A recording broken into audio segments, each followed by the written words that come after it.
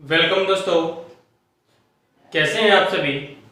उम्मीद करता हूं कि आप सभी सुरक्षित होंगे और अपना और अपने परिवार का ख्याल रख रहे होंगे।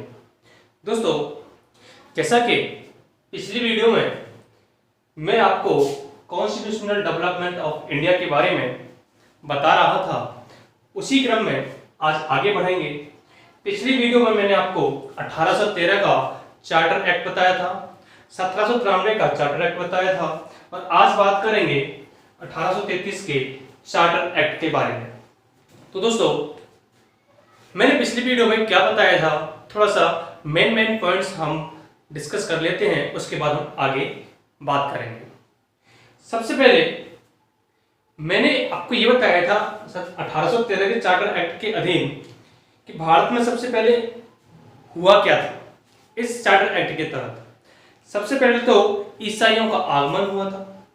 उसके बाद ईसाइयों के आगमन के बाद क्या हुआ था, भारत में एक महत्वपूर्ण कार्य हुआ था। वो क्या हुआ था कि ब्रिटेन सरकार या फिर ये कहें कि गवर्नर जनरल जो था, उसने भारतीय शिक्षा के लिए 1 लाख रुपए प्रति वर्ष खर्च करने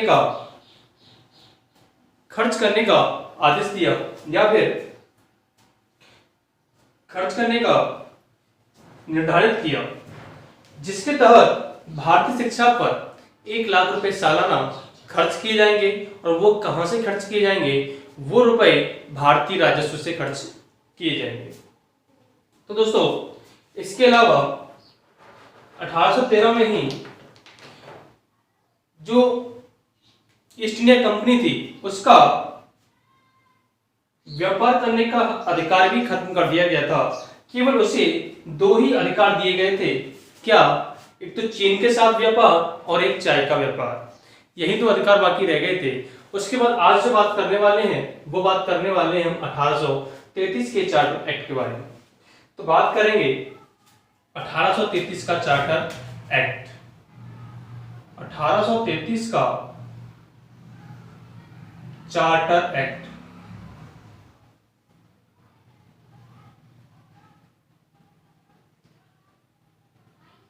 जब ये बोले राजलेख अधिनियम,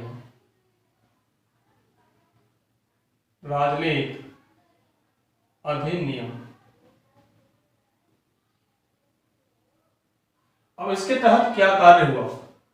इसके तहत जो है, सबसे पहला महत्वपूर्ण जो कार्य हुआ वो क्या हुआ कि जो अभी तक बंगाल का गवर्नर जनरल कहा जा रहा था, इस एक्ट के बाद वह भारत का गवर्नर जनरल कहलाने लगा। कहने का मतलब, बंगाल के गवर्नर जनरल की पावर को बढ़ाकर अब भारत की पावर के रूप में कर दिया गया। बंगाल के गवर्नर जनरल को अब क्या कर दिया गया, भारत का गवर्नर जनरल। इसके अलावा और बात करते हैं, तो ये बात करते हैं कि पहला गवर्नर बंगाल का अंतिम गवर्नर जनरल तथा भारत का प्रथम गवर्नर जनरल कौन था? वो था लॉर्ड विलियम बेंटिक।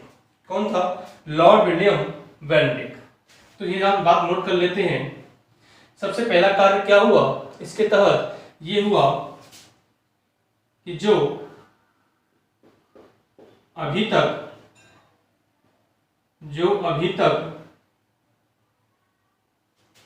बंगाल का गवर्नर जनरल हुआ करता था, बंगाल का गवर्नर जनरल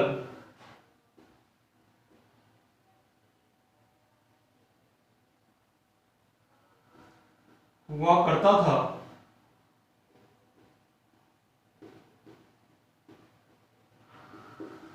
वो अब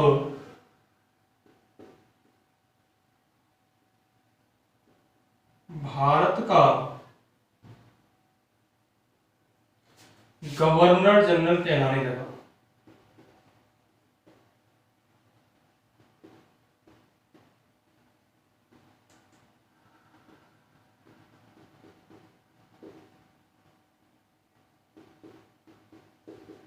यानी कि बंगाल का अंतिम गवर्नर जनरल तथा भारत का प्रथम गवर्नर जनरल कौन था? Lord William Bentinck. ये नोट कर लेते हैं।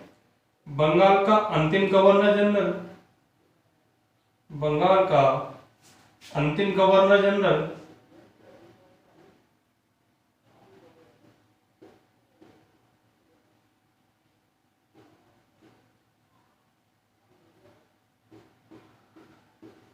या ये कहें कि भारत का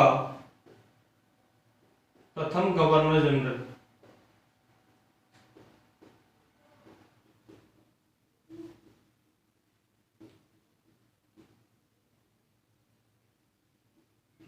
कौन था? Lord William Bentinck.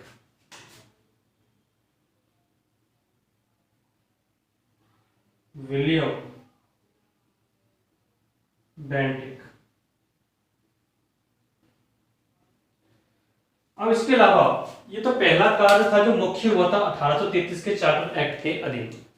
इसके अलावा जो ईस्ट इंडिया कंपनी थी उसका अधिकार जो है, या फिर ये बोले उसका केंद्रीयकरण कर दिया गया, सेंट्रलाइजेशन कर दिया गया। किसका? ईस्ट इंडिया कंपनी का, और उससे व्यापार करने का अधिकार छीन लिया गया।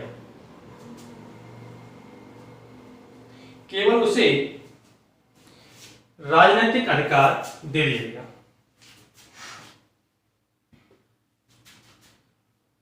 ईस्ट इंडिया कंपनी का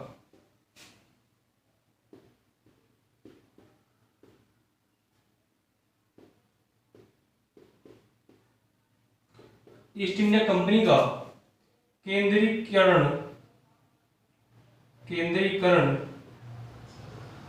कर दिया गया।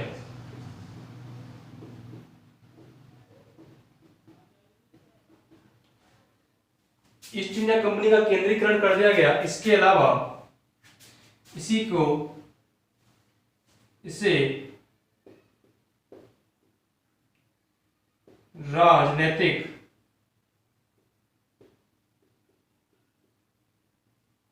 कार्य सौंप दिए गए।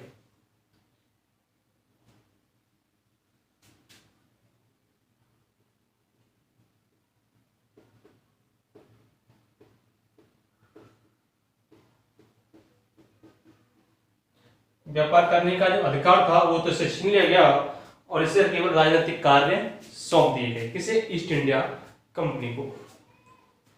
इसके अलावा जो अगला कार्य हुआ,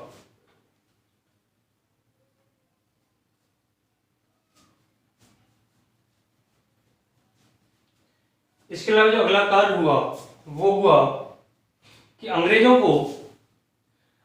को भारत में जमीन खरीदने का अधिकार दे दिया गया।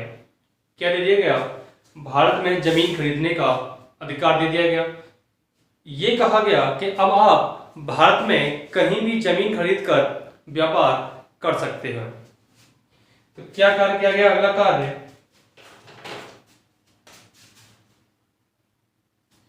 अगला कार्य किया गया, अंग्रेजों को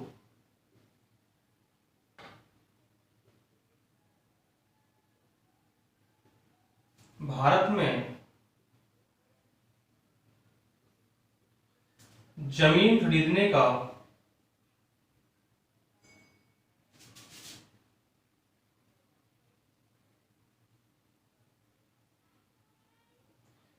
अधिकार दे दिया गया।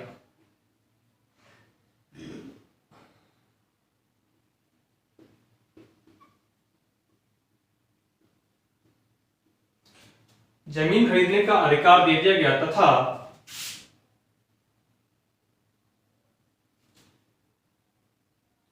इन्हें कहीं भी व्यापार करने की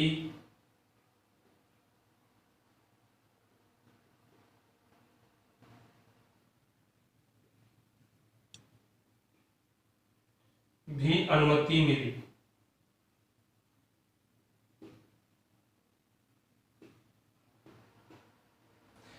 भारत में कहीं भी जमीन खरीदकर ये व्यापार कर सकते हैं, इसकी इन्हें अनुमति भी मिली।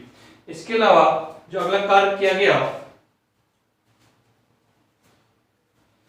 इसके अलावा एक मुख्य कार्य किया गया कि 1835 में ही भारत की जो राष्ट्रभाषा है वह अंग्रेजी को बना दिया गया। किसे बना दिया गया?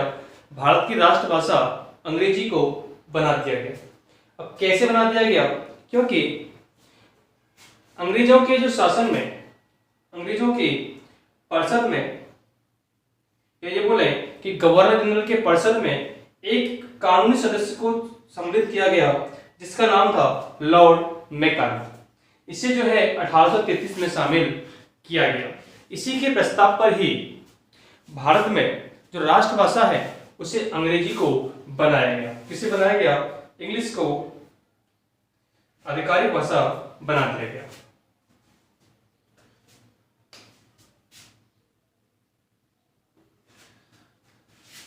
अठारह सौ 35 में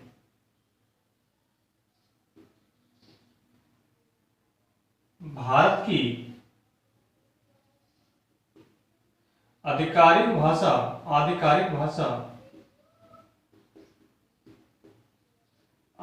भाषा अंग्रेजी को बना दिया गया।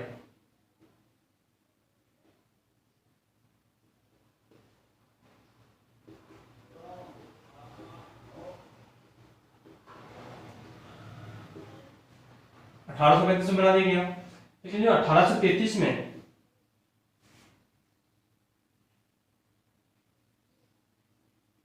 अंग्रेजों के, या फिर ये बोले गवर्नर जनरल के परिषद में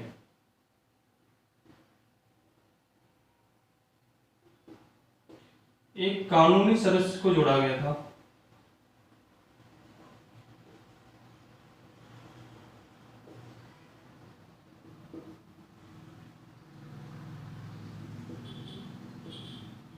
इसका नाम क्या था?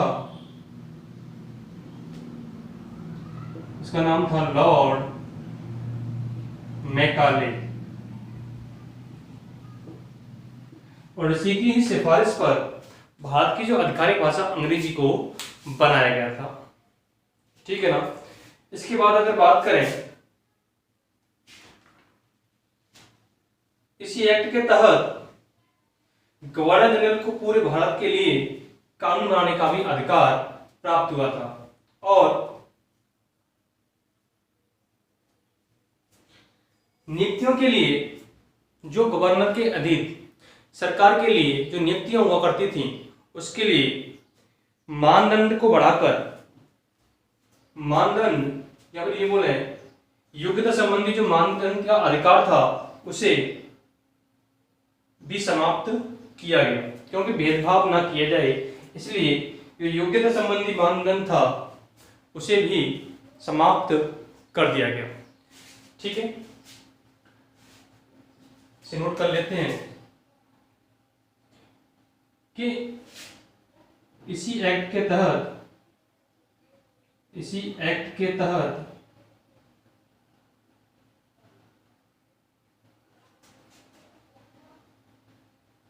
नियुक्तियों के लिए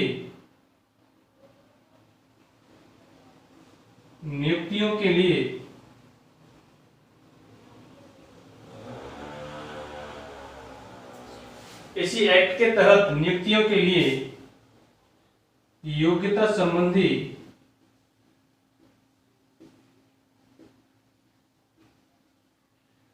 मानदंड को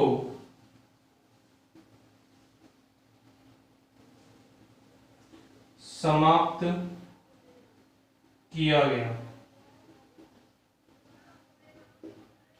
क्योंकि भेदभाव न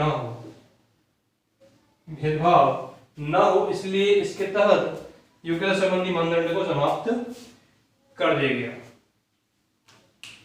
और गवर्नर जनरल को भारत के लिए कानून बनाने का अधिकार भी प्राप्त किया गया। ठीक है ना। ये तो रहा था आपका 1833 का चार्टर एक्ट। अब इसके तहत जो मेन कार्य हो फिर से रिवाइंड करते हैं कि 1833 के चार्टर एक्ट के अधीन सबसे पहला कार्य क्या हुआ कि जो बंगाल का गवर्नर जनरल हुआ करता था उसे भारत का गवर्नर जनरल नियुक्त कर दिया गया। भारत का पहला गवर्नर जनरल तथा बंगाल का अंतिम गवर्नर जनरल कौन था? Lord William Bentinck. East India company का केंद्रीकरण कर दिया गया, इसे राजनीतिक कार्य सौंप दिए गए, व्यापार करने का अधिकार छीन लिया गया, अंग्रेजों को भारत में जमीन खरीदने का अधिकार दे दिया गया क्योंकि वो कहीं भी जमीन खरीद कर व्यापार कर सकते हैं इसलिए। इसी के तहत 1835 में भारत की आधिकारिक भाषा अंग्रेजी को बना दिया गया। इसकी सिफारिश पर? लॉर्ड मैकाले की सिफारिश पर, क्योंकि 1833 में गवर्नर जनरल की परिषद में एक कानूनी सदस्य को जोड़ा गया था जिसका नाम क्या था? लॉर्ड मैकाले था। इसी एक्ट के तहत नियुक्तियों के लिए योग्यता संबंधी मानदंड को समाप्त किया गया और इसके अलावा कानून बनाने का अधिकार भी गवर्नर जनरल को दे दिया गया। अब अगला बात करते हैं, नेक्स्ट है 1853 का चार्टर एक्ट।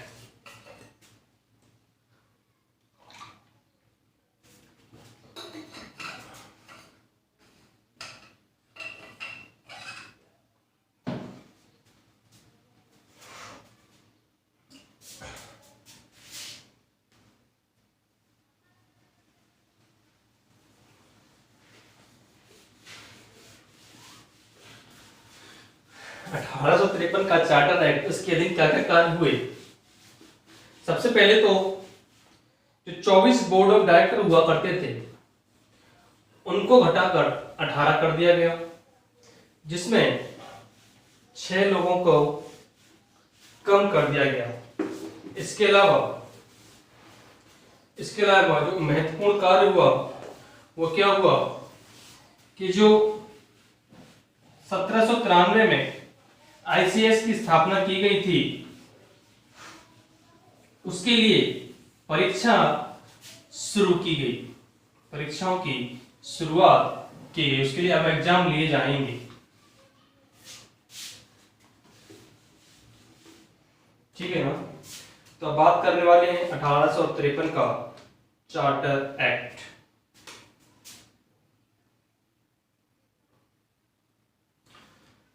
सबसे पहला कार्य, इस एक्ट के तहत सबसे पहला कार्य जो 24 बोर्ड ऑफ डायरेक्टर हुआ करते थे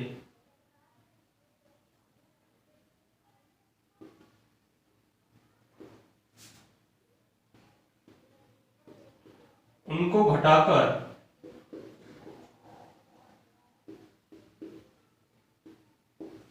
18 कर दिया गया।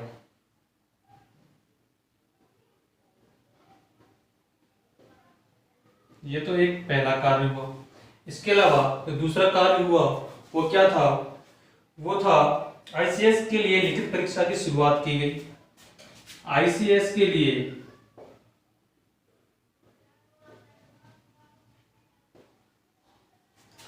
लिखित परीक्षा की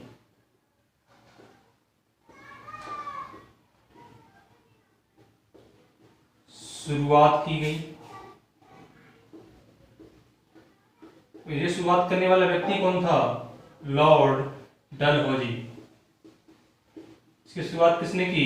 इसकी जो शुरुआत की थी वो की थी लॉर्ड डलहौजी ने।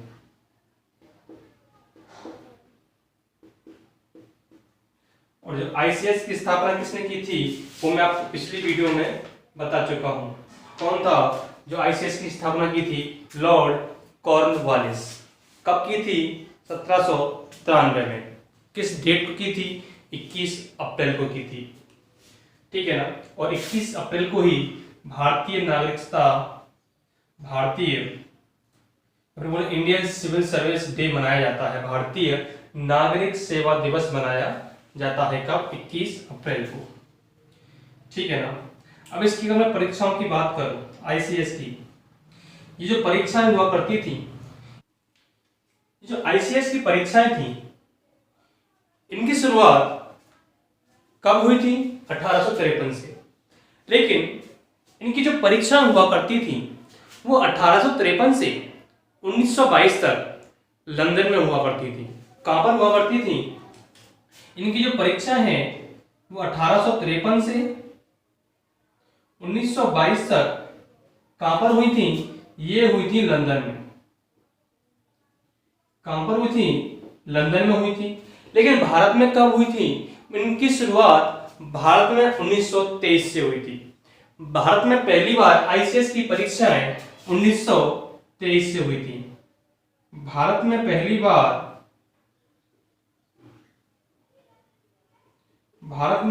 बार आईसीएस की परीक्षाएं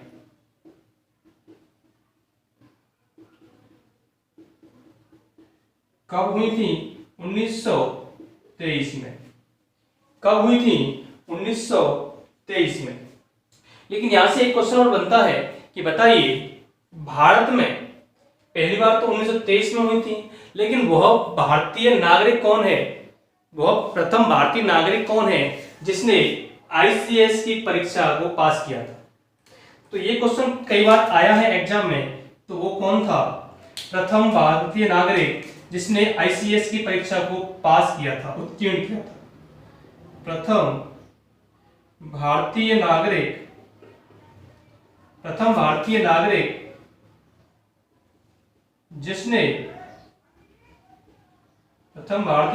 जिसने आईसीएस की परीक्षा को पास किया था। कौन था? सुरेंद्र नाथ बनर्जी। कौन था? सुरेंद्र नाथ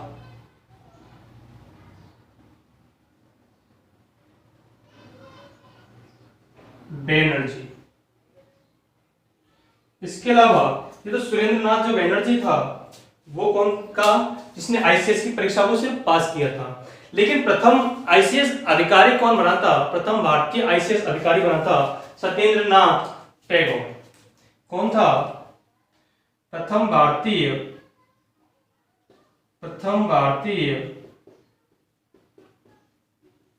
आईसीएस अधिकारी ये कौन था? ये था हमारा सत्येंद्र नाथ टैगोर।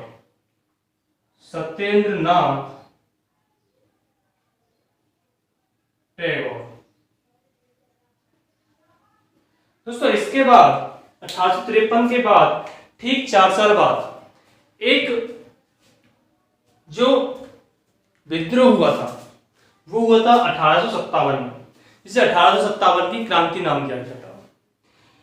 ये जो विद्रोह हुआ था ये अंग्रेजों के खिलाफ हुआ था। क्या हुआ था? अंग्रेजों के खिलाफ हुआ था। इस विद्रोह में भले ही भारत पराजित हुआ था और अंग्रेजों की जीत हुई थी, लेकिन ये विद्रोह कह सकते हैं कि ये विद्रोह जो है अंग्रेजों के खिलाफ विफल रहा था। लेकिन इस विद्रोह का जो प्रमुख नेता था वो मुगल साम्राज्य का अंतिम बादशाह बहादुर शाह द्वितीय था। कौन था? बहादुर शाह जफर कह सकते हैं। बहादुर शाह जफर था।